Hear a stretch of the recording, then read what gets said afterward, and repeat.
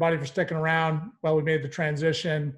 I know we've spent, we spent a good amount of time in the One Clip, One Drill series, kind of focusing on film and how you teach through film. And now we wanted to flip it around and talk about how you teach through drills, because I think a lot of times coaches so often spend so much time focused on one part of the game, and that as they're running drills, they're not always coaching through those drills. And what you want to try to do is create a series of drills, create a library of drills that reflect and mirror things that are going to happen during the game.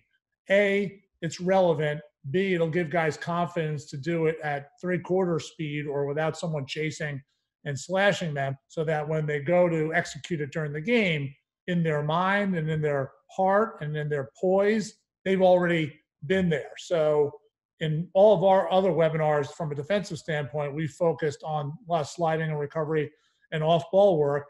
We try to balance that with the stick work and the passing and the scooping that is often within a 6-on-6 possession or within a clear or after a stop or after a check or after a save. So we're going to show you 3 drills, and then we'll show you a quick clip from a game. And I'm a big fan of volume. I'm a big fan of how many reps can we get in a short period of time. So I call this drill ball bag. And what we're trying to do is we'll line up our guys in space, and they each have a ball, and they each have a kind of a lane that they're working in. And we're looking for them to get 10 or 15 ground balls, and we will ask them to either do it in a volume way where they're scooping and they get it right down, or we'll ask them to do some dodging as part of it. So I can't remember how this one's laid out, but here they are. They all have ground balls. We're asking them to do one move right now. They get one move. You're seeing guys roll. You're seeing guys split. You're seeing guys walk the dog. And we're utilizing the whole space. And they're going to get, 8 to 10 ground balls in this short period of time.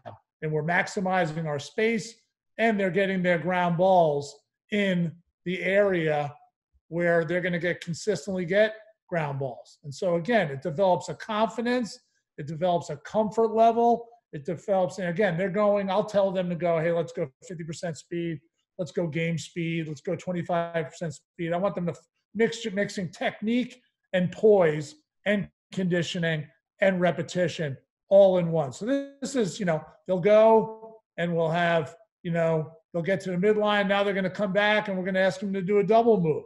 That they're splitting, they're rolling, they're mixing up different moves. And again, because in a game, you don't always get to predict the dodge that you're going to be able to do or where the space is. So again, it's all about scooping, repetitions, volume, spatial awareness, because you don't want to run into a teammate, and the technique that you need to scoop a ball and escape. And I think that's a great drill that we often start our practice with. Sometimes we'll be going sideline to sideline, depending on which part of the field that we have access to. And volume. And again, it's a good way to get a sweat going, get their heart rate going. And then here's the next drill that's a build off of that. We call this, so the first drill we did was called ball bag. This drill is called gauntlet. And we're creating 4 groups. So we have a group here, that's going this way. We have a group here that's, this way or this way, however you want to look at it. We got group 3 that's right up the middle of the field here. We got a group at an angle here. Then we have a group along this GLE. So we have 5 groups going, and we got anywhere from 2 to 3 to 4 people in the group. So again, this is called gauntlet ground balls, and again, we're trying to get a ground ball, and now we're shifting from a volume view of ground balls. Now it's a little bit less volume and more about the dodging. So let's I'm going to let this run, and then you guys can see what's happening. So just pick a group that you're watching. And you can see a guy scoops the ball. He's got to dodge one guy. He's got to dodge the other. He's working off different dodges. And so let's focus on this group right here. And so you got 4 different groups going on in 4 different parts of the field. And I like this drill because it gives you a volume of dodges. It gives you a variety of ground balls in different parts of the field along GLE, back at X, straight in front of the goal, and off an angle. So you can get whether this is off a deflection, off of a save, off of a check. Again, them doing the hard thing in the space that they're going to be confronted and doing it during a game. So we got this group right here. And so let's talk about the coaching points here. So here's player 1, here's player 2, and here's player 3. Player 1, his job is to scoop and then meander his way through this gauntlet of guys. And then when he comes out of the end, he's going to make a big turn. And the guy who's number 2, he's going to move into number 1's role. Number 3 is going to move into number 2's role. And then they're going to rotate spots. And so you got this perpetual gauntlet of dodges going. So again, if you're focusing on this group right here, this one right here, you're seeing this guy has the ball right now, and he's going to, he hitches the first guy, and he rolls the second guy. And I'll ask the guys playing the roles of the defenders or the riding attackmen to give them a dummy check, and maybe they fake a wrap check and go over the head. I want them to get some value out of this to add some dimension to the guy's scoop and his escape. And so from a teaching standpoint, this guy right here, he escaped, right? He scooped, he escaped, and now he's here. And I really want him to throw this ball facing in that direction. I hate this pass where the guy's momentum is carrying that way and this guy's momentum is carrying that way. That's a hard pass to throw. You either often lead the guy too far or you throw it behind him. So I want this guy to finish his turn. So the fact that he's throwing off of his back foot, when I critique this drill, when I watch the film of this drill and we go back and do it the next day, I'm saying, you know what? We got to work on this part so we can throw that pass and not that pass. And I'll explain to them why it's important to do it that way, why it's important to make that turn, particularly when you're throwing with your weak hand or you're throwing it to a moving target. So I'll explain to them the difference between running in this direction and running in that direction to make the pass. And I'll explain to them the cost and the benefit of doing it right and doing it wrong. I'll talk about this guy's ability to get athletic to handle an imperfect pass, which I think is crazy critical. You want to hope that you're going to get the perfect pass, but you need to get athletic to receive an imperfect pass.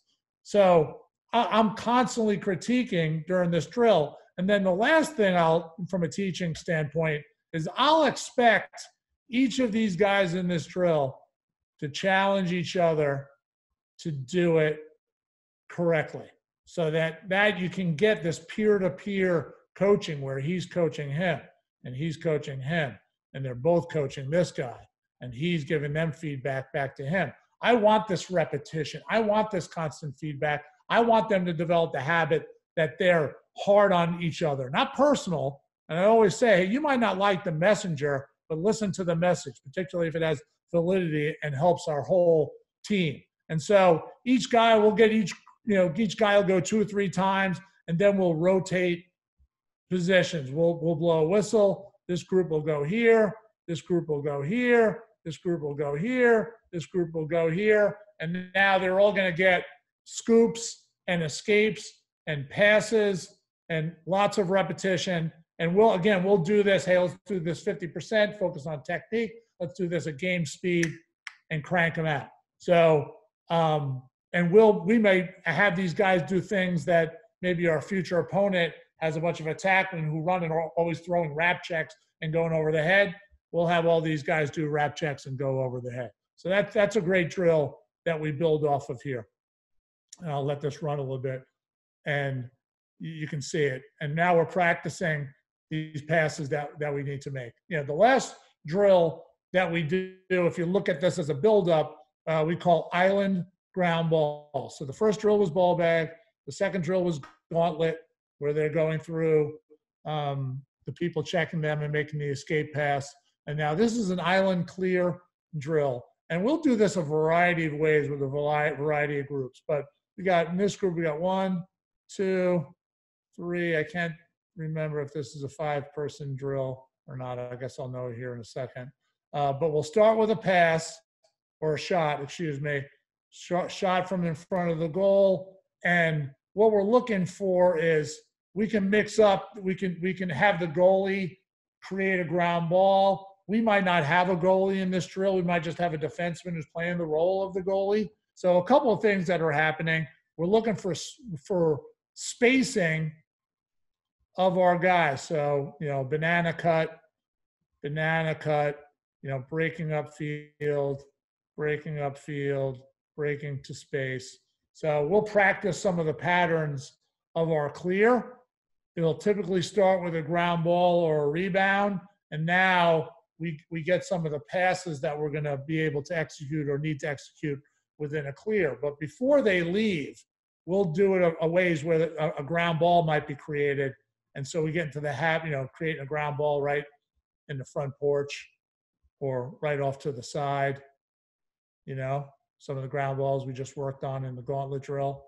So we'll do a couple of loose ball versions as well, and then we'll go from there. And then the last thing we're doing is we're practicing the language that we have in our clear, very particular to our team, what teammates are saying to each other about the type of pass they want to make. So we got here, we got a shot, goalie catches the ball, right?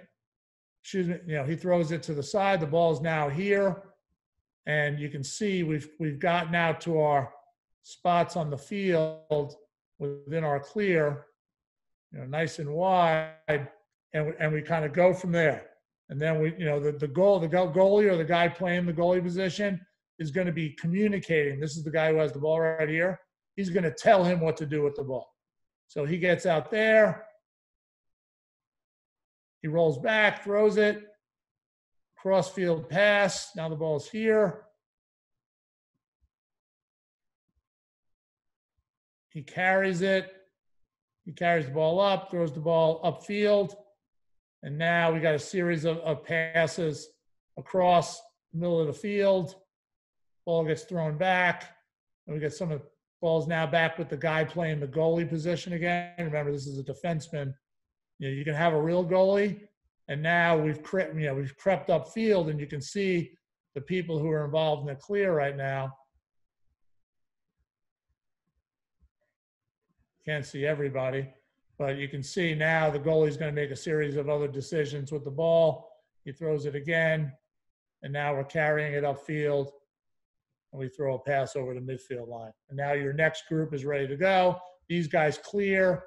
Everybody who is in that group clears, gets over the midfield line, get a little conditioning in, and then they all circle back to the perimeter, either this way or this way. And now the next group is coming on the field. The next group of people who are in the drill are coming on, and now you can kind of go again. So you can see this happening. And you know, this repetition creates a ground ball. We get an escape. But you can see how critical, this is a group of younger guys. He throws a short pass, you know, it bounces. This guy's got to trap it. He just received a short pass from this guy. And again, you want to find out whether guys can make this pass or not. And here, the price of a short pass, there, remember, this ball bounced right about here, this is an attackman picking that off. And when you don't get wide enough, we talk about getting wide with our defensemen to help stretch the field away from riding attackmen. If you're too narrow and you throw a short pass, that's bad. So he throws a bad pass, and now what happens a lot, this guy's throwing this pass, he throws a bad pass. He throws a bounce pass to this guy. And so, it gives you the chance with particularly young guys, this is a bunch of walk-ons and freshmen in this group, is you got to teach them what they're not doing right. Reinforce what they're doing right. He needed to be wider. This guy, don't throw a bounce pass. I like to say, if you're not long, you're wrong. So he was short in his pass. He didn't gather himself. He throws another pass that ends right here and bounces to this guy. He's not wide enough. And so you're learning that that guy can't throw that pass consistently. So it gives you an easy idea of something that you can work on. So we call that island clear. So we had 3 drills that talked about scooping and escaping and integrating it into a big picture situation. And we kind of go from there. And that allows us to go into, get another rep. And, and now we got a situation from one of our games this spring. We'll get to here in a second, right? Here's a situation, ball's put on the ground, right? You got a guy scooping and escaping, right? Just like we talked about in Gauntlet. He was right here, and now he's got to get around this guy. And again, you do Gauntlet with some of that checking. It's so important now that they don't panic. And what you're going to look for is, hey, where are guys? Are they breaking the space? Are they breaking the field? Are they protecting the crease? You got guys coming here, coming there. You got a guy maybe who's doing his banana cut here. Like where, you've done this drill in a non-threatening scenario. Let's get on to doing it live in a game. So he scoops here and he's getting chased by that guy. And I don't love this drill, love this execution, because in that drill, we practice rolling away to your weekend, right? He's got a couple of options here. He can, throw this pass, to this guy cutting here. And if he can't throw that pass and he's not going to maybe dodge and carry, he's got to be able to make that turn. And he happens to be right hand. You need to be able to roll to your left hand and throw this pass to the goalie or to your partner defenseman if he gets here. You got to be able to throw that pass. And if you can't, you better hope you're lucky, because you can see what happens by him not doing that. He's getting chased. He stays right-handed. This feels like a turnover to me. And this is, something that you need to work on with the defensemen when they come from high school, is that they were typically more athletic than everybody else, and they didn't have to learn how to throw with their weak hand. But if he throws this left-handed, it has 0 chance of being checked. But the fact that he wants to stay right-handed, he gets lucky, and we're able to deliver that pass, right? So it's an element of Gauntlet. He does some of it right, some of it wrong. We'll see that on film. We'll point that out. That'll become something that we focus on when we do Gauntlet next time. And I'll be able to say, hey, remember, Joe, why it's important to be able to roll away to your weak hand is because remember from that Holy Cross game when you didn't do it and we got lucky, right? So now this becomes island clear. So we went from kind of ball bag and Gauntlet to island clear, right? You can see where your personnel is, spread all over the field. And now you're getting into your clear, and, whether you have to make this pass or not, we felt like we had to dodge because of timing, but you could see that he could throw back, he could throw to the side. All the things that you feel like you should be able to do is something that, that we can build off of from an island clear. So can I escape out here to get full screen with me?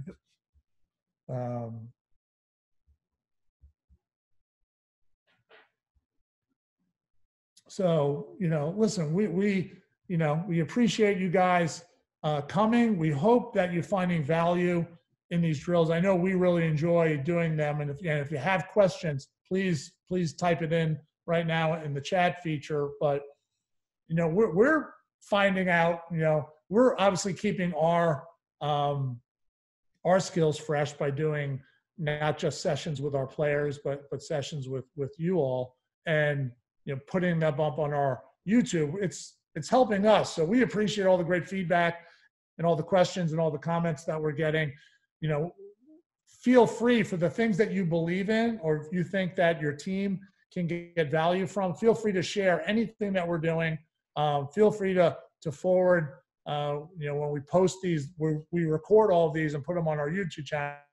Feel free to share them out with your coaches. I'm a big fan in the creation of YouTube channels. When I was a Division II coach and when I was a high school coach, I loved creating a YouTube channel for my guys because there's so much great content out there from a lot of programs and a lot of the pro players.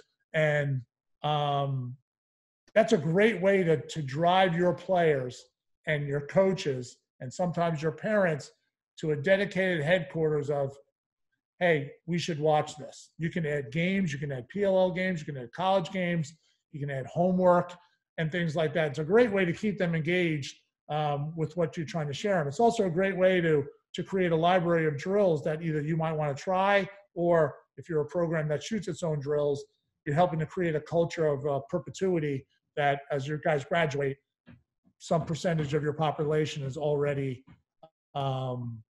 practicing these drills and things like that. So please keep on giving us feedback and questions. Comments are great. Constructive criticism, terrific. I think there's a couple of questions on here. So one of the questions was, what was that called again, Coach? The first drill was ball bag, where they were on the end line and just scooping and repeating and scooping and repeating and dodging. The second drill, where they were arrayed around the cage, was called gauntlet. And the third drill that we did was called island clear. And I'm from Long Island, and it's just easy to remember. So island clear was the third drill. The question was, Coach, would you have a goalie do this as well, the gauntlet drill? Yeah, I don't think there's anything wrong with that. I don't, the athleticism of your goalie varies from team to team. And sometimes they have to get out there and attack a ground ball. So there's nothing wrong with them getting involved in that, I don't believe. The next question was, D-mids needs to do the island clear, low GLA roll as well. Yeah, you're going to get inverted. Your guys are going to be below GLE. When I was showing you gauntlet, I pointed out with the telestrator that they're going to rotate to all 4 or 5 of those spots, how many of you set up in the drill, and getting them comfortable, that they just don't scoop ground balls in the alleys in front of the goal, that they're going to be back there too. I'm a big believer in that comfort, that if you're worried about something that your team might not be able to do it, and take away that anxiety and take away that fear that they might have doing it. I think you have to confront that because that's a great way of minimizing it. But yeah, so we rotate those guys around. Coach is promoting his own YouTube channel for his high school team. I think that's this is a great way for you to build community with your program. I did it a lot in my previous job at Notre Dame, and it was a big part of developing a culture where guys are often working on independent of you. Like if all the work only happens when you're there, you're probably not going to get as good enough and as fast enough as you would like. But if you create these tools and these mechanisms and these vehicles for them to get better when you're not around, I think that's a tremendous tool to give a guys. You have to accept an element of imperfection and loss of control, which I think is good for all of us. And I think if this time, since early March till now, has taught us that, if you want your team to get better, you got to let go a little bit of control. And then by letting go, you'll find some of the gaps that you have in your team and in your culture. And that awareness is a really good thing. You'd rather find that out sooner rather than later. It's kind of like parenting, right? If they're only doing the right thing when you're around, are you really sure that they've learned everything that you taught them? And and them making mistakes is a great way for them to grow. So, I think this is another question. One of the questions, what do I look for in a high school defenseman? I think briefly is, there has to be a certain level of athleticism. And strangely, there are guys who are vertically fast and terrible east-west. And I don't know how that happens. but it does. Just like there's guys who are great east-west who might not be, running 4.7 40s. And so I'm looking for enough athleticism. I'm okay with enough athleticism. Enough athleticism, anything more than that's great, it's a bonus, but enough athleticism with curiosity and IQ and spatial awareness and selflessness around, hey, what's my role within a group and how do I do that well? How do I support the group? How do I cover guys as well as I can? But also, how do I play great off-ball defense and be a great communicator? And I've made a living, literally, on finding guys who are athletic enough, but who are great team defensemen, great communicators, super high IQ, really cared about learning all the nuances of what great team defense looks like. So enough athleticism, a really good stick to escape, very verbal, very confident, a student of the position, both as an individual defender and as a team defender. Those are the things I look for. I think, once recruiting starts and we're back on the field, you watch guys cover people. And then for me, after that, I spend all my time watching how they play off-ball defense and how they integrate themselves within a team structure. So I think that's it. And if there's any other questions, and thank you so much for coming, guys. We'll probably maybe do this again another week or 10 days, and let's hope we all stay safe, stay healthy, and hopefully we're all back on the field coaching our guys sooner rather than later. Have a great weekend, and peace out.